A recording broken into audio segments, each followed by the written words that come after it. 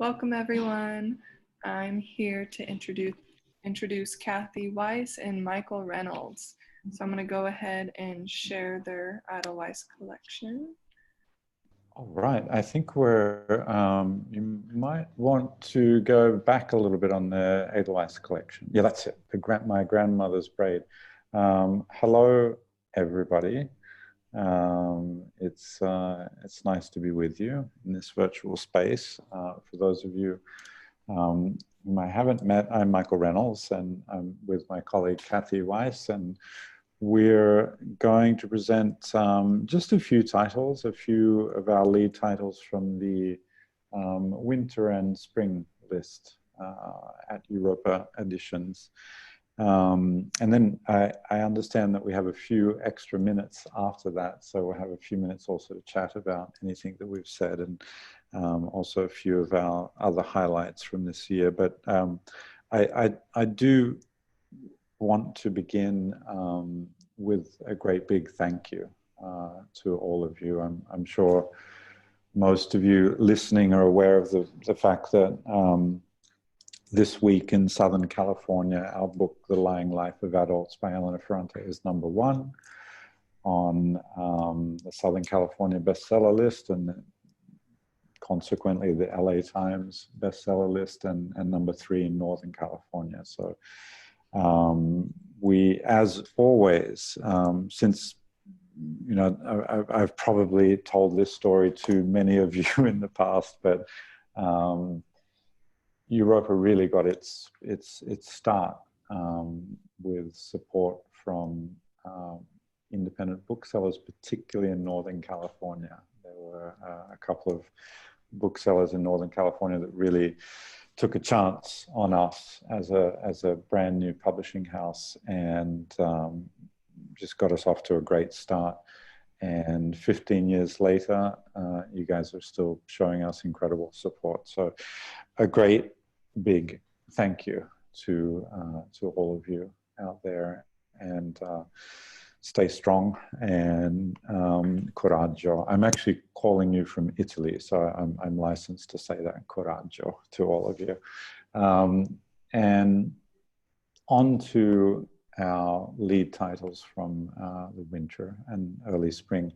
Many of you, I hope that many of you will know the name Alina Bronsky. We have published 4 books prior to this one of Alina's, and she has really, especially with the first 2 books, she was really an independent store darling. She got great support from independent stores with Broken Glass Park was her first book, her debut novel, and then The Hottest Dishes of the Tartar Cuisine, her second book, which did exceptionally well in the Indie Channel. She is an author, I think, that sort of is really reminiscent of you know, darkly humorous writers like Olga Tokarczuk, the recent Nobel Prize winner, and Ludmila Petrushevskaya, the Penguin author. I think authors like Helen DeWitt. She has fans in writers like Lauren Groff and Alice Sebold. There's an edge to Alina Bronsky. The Hottest Dishes of the Tartar Cuisine is the book of hers that really did exceptionally well for us. The New Yorker called it a cruel comic romp that ends as a surprisingly winning story of hardship and resilience. Bronsky's best books, and I think this new book is one of her best books, are stories of cranky old women, I guess is the best way to say it. They've been reviewed widely in the LA Times, the New Yorker, the Boston Globe. She excels at this story, the story of the cranky old matriarch.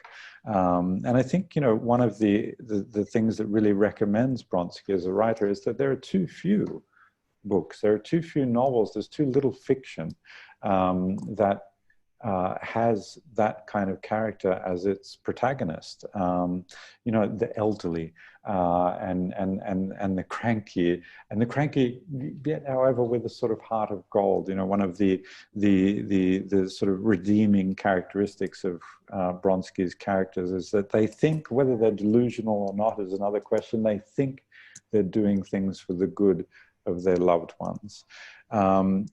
I love Alina Bronsky. I love her because she has a wicked side. She has a very distinctive voice, which is irreverent and confident and cheeky and warm. I love her outsider's perspective. I love the cast of characters that she's given birth to. And I really love this new book.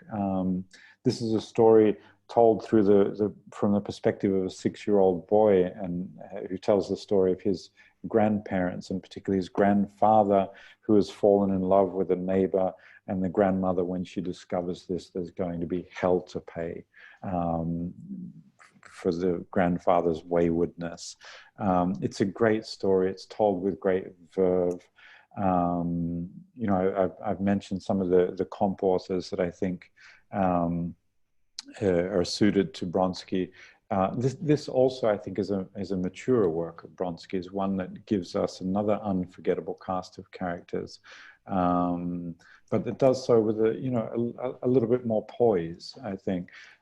So I think with the track record that Bronsky enjoys, the quality of this book, that this can be a real standout novel for us in 2021. I'm going to move on. I've already gone over time. It's my first title and I've gone over time.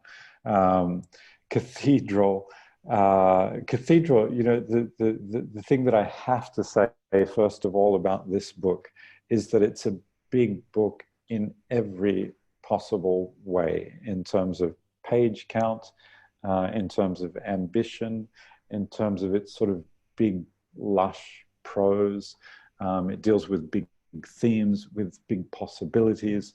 It is a mix, if you will, of Ken Follett's The Pillars of the Earth, and we've just had, I forget the title now, but his prequel to The Pillars of the Earth has just been published. So anyone who's come to your stores or who is ordering Ken Follett's new book will love this book by Ben Hopkins, Cathedral. I think, you know, I've been describing this as a mix of Ken Follett and Umberto Eco, because it's also a very smart, very sophisticated work of fiction as well. I really believe that it has appeal to a wide range of readership, from the very sophisticated to those who really enjoy plot-rich page turners. Cathedral is set in the 12th and 13th centuries and is essentially the story of a cathedral, its design, its construction, its role in the lives of the people and the factions who have vested interests in its construction or its destruction. It's a story about ambition, about politics, about the rise of mercantilism, about class, corruption, religion, art, inspiration. It has everything from corrupt prelates to divinely inspired artists and bandits and patricide and church shenanigans, love and family and revenge. And all of this turning like some wild medieval turbine, like a Hieronymus Bosch painting gone nuts, around this single gravitational center, the cathedral. It's incredibly atmospheric. We've already seen through the agent some very strong interest from film producers. It's a sort of a shoe-in for film or TV. We've had our first review. We're a long way out. It's sort of 5 months or 5 months away from pub date, but Kirkus has reviewed it with a starred review. Its first review, a starred review, and they call it a thoroughly engrossing, beautifully told look at human frailty. We've got a lot going on with marketing on this title. We're investing in it quite strongly. The author is a filmmaker and a director, and he's produced in collaboration with us some really great content that we can use online and we can share with you to sort of drive consumer interest in this title. We think it will be reviewed very well. We've got galleys out there already. If you've seen these galleys, you'll see just quite what a big book it is. But it's really you know, it's so involving that, you know, you read these 600 pages or whatever it is there very quickly and very happily. It's just another terrific book that we have great hopes for this next year. I'm going to move on to The Promise by Damon Galgut. And Kathy and I are both going to be presenting this one. We're still looking for the right cover for this title. Damon, some of you may remember, we published 2 of his books in the past at Europa, and he's absolutely, hands down, one of the most stylish literary authors on the Europa list. He's been shortlisted for the Booker Prize twice. He's a member of the American Academy of Arts and Letters, winner of the Commonwealth Writers' Prize. He's a writer right now at the top of his game who I think, you know, appeals to readers of authors like Ian McEwan and Julian Barnes and Iris Murdoch, I think, also in the way that he deals, you know, headlong with sort of ethical and moral questions. Michael Ondaatje and his sort of storytelling capabilities, and of course Damon is a South African author, and the parallels with J.M. Coates are evident and often come up. Galgut deals with family, with, as I said, ethical and moral questions. His prose, his storytelling is carefully considered and sort of precisely constructed, almost theatrical in the way that there's sort of this thematic exposition. This one in particular is a South African story about a nation coming to terms with its past, but above all, and told through a family saga that is full of reconciliations that don't last and turn into ruptures and unforgettable moments of interpersonal tension. I wrote this line that some of my colleagues sort of rolled their eyeballs at, but it seemed to me a sort of Festin, if you remember the movie Festin, a Festin but set against this sort of dramatic South African landscape.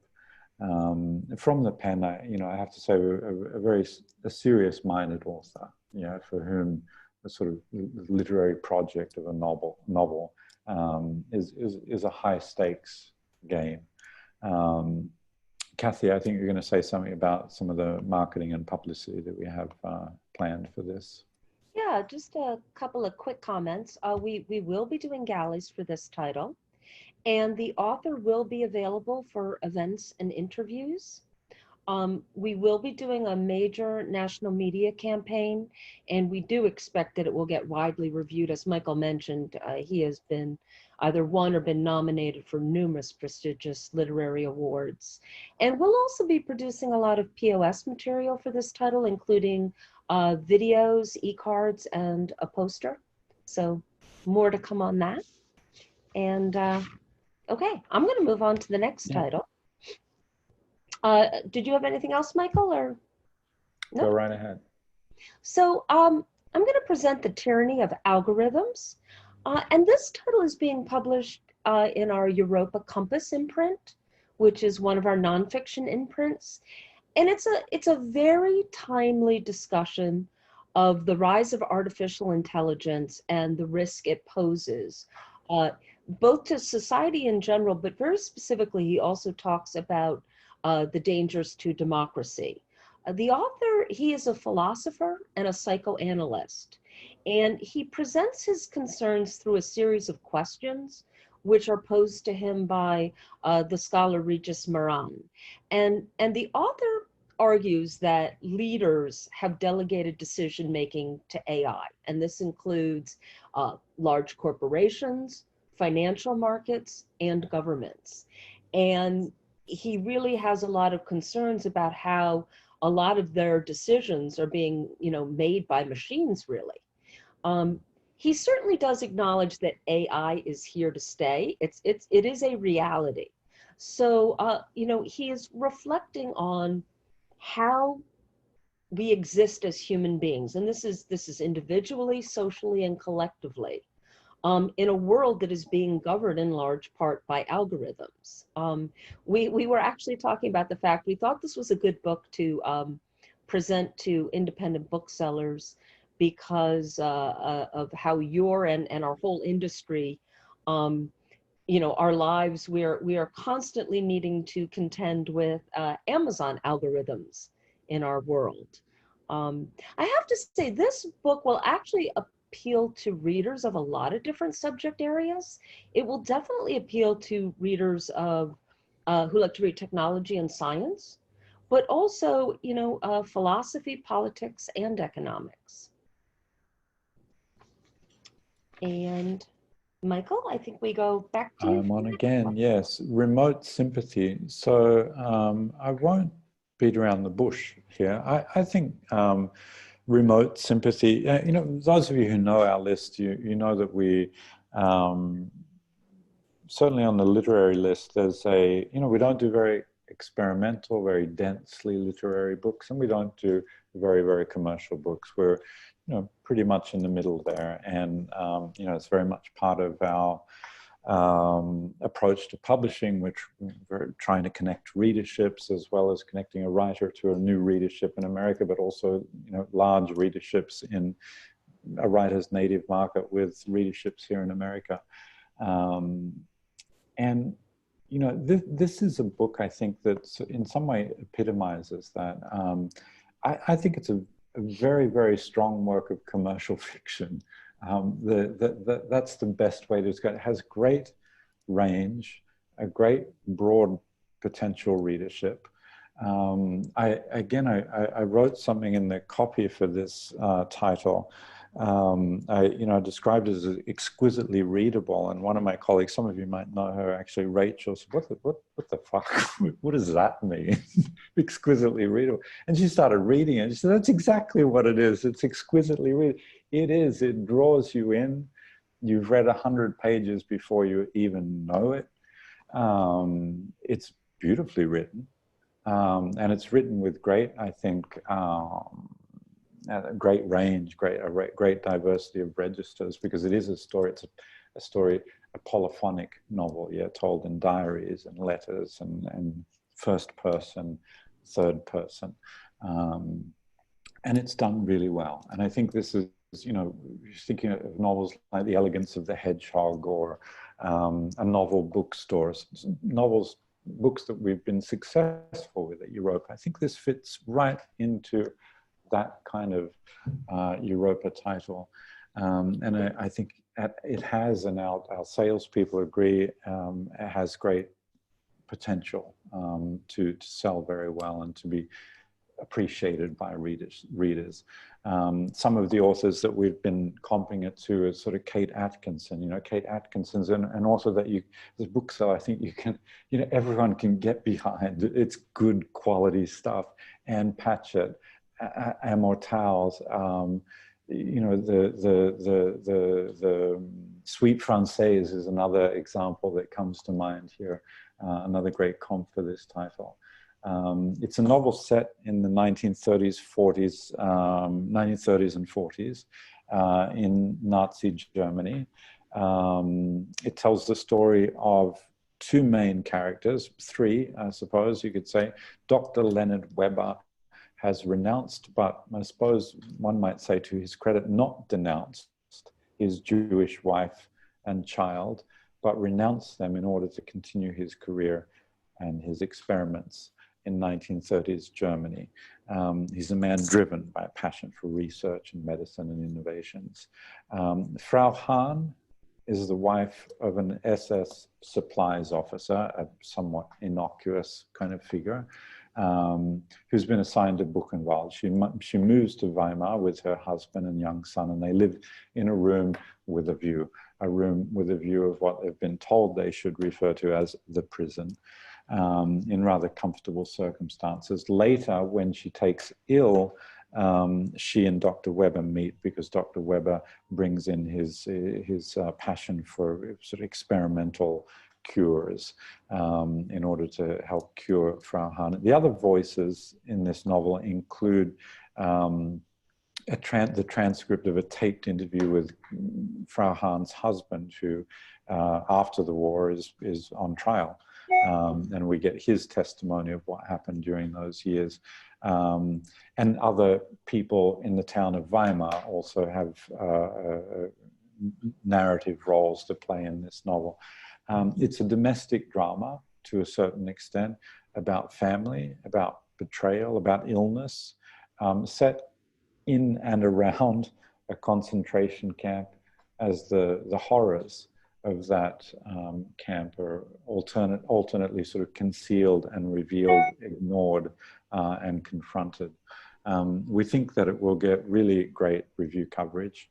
And most importantly, I think, you know, with your support, it can be just one of those books that really takes off as a result of word of mouth and readers just falling in love with it. Okay, so I'm going to do Heaven. We actually just finalized the cover, so I'm sorry we don't have it for you right now, but it's feeding out today, and it will be available. You'll be able to see the cover within a couple of days on Edelweiss. I have to say, I am really excited that I get to present this book because it totally blew me away when I read it. This is the second in a third book deal we have with Mieko Kawakami, and she really is a rising literary star. We published her first book, Breasts and Eggs, in this past April, and within a couple of months we had to go back to press on it. It received great critical acclaim in lots of major national media, and the author Haruki Murakami said, "Breasts and Eggs is so amazing it took my breath away." A couple of others I just have to repeat. Entertainment Weekly called it a feminist masterpiece. And Literary Hub said, "Almost every page contains sentences that stop me in my tracks." I have to say, I think Heaven is just a perfect book for us to follow up with Breast and Eggs that will just bring her even more fans and will help us build on the success we've started. It is a very powerful and gripping story of two 14-year-olds who are being brutally bullied at school. It's told in the voice of a 14-year-old boy who chooses to sort of suffer in silence rather than fight or resist his tormentors. And the only other person at school who really can understand what he's going through is a female classmate who is also being bullied by a group of girls. And I have to tell you, the portrayals of the bullying are very raw and very realistic. There were points where I was literally so tense and upset by how cruelly these children were being treated that I was literally getting sick to my stomach. But I have to say, you know, countering sort of this brutality and this bullying of the children is also the story of the bond that they form. And, you know, they really, you know, share their innermost thoughts and feelings. And it's also really interesting because they also do explore sort of how violence, you know, how weak people can sometimes be, you know, subjected to violence, and they sort of explore that topic. I have to say it's a really important and timely subject. We will definitely have galleys available of this. The author and translators will be available for interviews and features. And these are the same translators as worked on Breasts and Eggs. There will be a major national media campaign, and this book is definitely going to receive extensive review coverage. And this book would be a great Indie Next selection. I just have to say to you that I know you can't read every book published. I know you can't read every book published by Europa, but trust me when I say you really need to find time to read this one. Okay. Yeah, absolutely. You know, I think we only have a couple of minutes left at this point. We've used up all our time again, Kathy. But I was supposed to talk a little bit about, you know, some of the books that have really been standouts for us this year. And among those, I'd chosen three, is certainly Breasts and Eggs, the first book that we published by Mieko Kawakami. She is superstar. There's no two ways around it. In Japan, she's an absolute superstar. We've seen what's happened with the first book, you know, big sort of 3-4 page spreads in places like Vanity Fair and Elle, and of course reviewed in the New York Times. She manages to appeal to, you know, to be appealing in the sort of popular culture space and to the you know, more sophisticated literary reader audience. And I think that going forward, Heaven is the second of 3 books that we acquired by Kawakami. And we're really thinking of her as, you know, a pillar of our publishing program going forward. And Kathy is absolutely right that if there's, you know, if there's a book that absolutely needs to be read on our list this year, it is certainly Heaven. And if you haven't had a chance to look at Breasts and Eggs, you should definitely look at that as well. It's still doing well for us, and we expect it to show up on a lot of the best of the year lists coming up over the next few months, earlier rather than later, I would say. Of course, one of the other standout titles of the year has been the Elena Ferrante book, and I just wanted to let you know that there's a lot more coming on that. We got off to a great start. We debuted at number 2 on the New York Times bestseller list. It's an extremely competitive season, and we didn't stay there for very long. But the book is still selling particularly well, and it's selling especially well, of course, in the indie channel for us. And there's just a lot more coming. We have another big interview coming. We have NPR reviews still coming. We have the best of the year lists coming, on which certainly it will be featured on many of them. The Kirkus Prize, all sorts of things coming up still for Elena Ferrante. And of course, next year, there's the 3rd season of My Brilliant Friend, and also The Lying Life of Adults that is being made into a Netflix TV show. So, you know, there's all kinds of good things happening around Ferrante, and she ain't going anywhere anytime soon. So